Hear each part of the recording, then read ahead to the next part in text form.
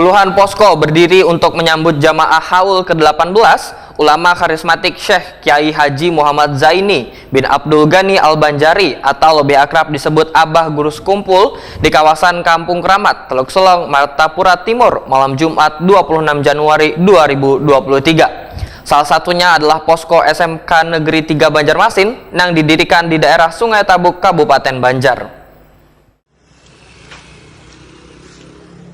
Puluhan posko berdiri untuk menyambut jamaah haul ke-18 ulama karismatik Syekh Kiai Haji Muhammad Zaini bin Abdul Ghani Al-Banjari atau lebih akrab disebut Abah Guru Sekumpul di kawasan Kampung Keramat, Teluk Selong, Martapura Timur malam Jumat 26 Januari 2023. Salah satunya adalah posko SMK Negeri 3 Banjarmasin yang didirikan di daerah Sungai Tabuk, Kabupaten Banjar. Kepala SMK Negeri 3 Banjarmasin Muhammad Ali Muksyid Takuni Prima TV jelang kamarian Rabu 25 Januari 2023 mendahkan selawas perayaan haul Abah Guru Sekumpul, SMK Negeri 3 Banjarmasin selalu berpartisipasi dengan mendirikan posko.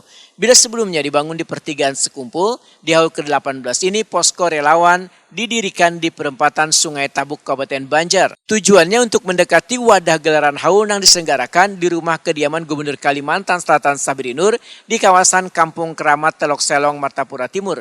Karena posko yang berada di Masjid Al-Qudus tersebut nantinya, ujar Muhammad Ali Muksin, kada hanya melayani jamaah yang datang dari Kalimantan Selatan, namun juga melayani mereka yang datang dari Kalimantan Tengah.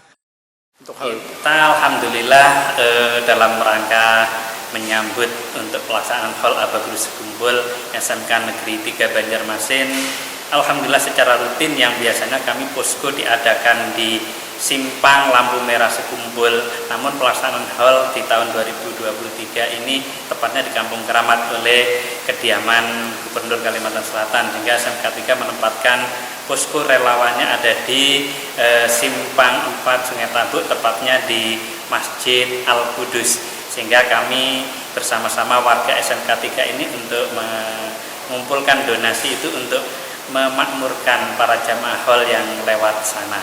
Apa saja Pak yang disediakan?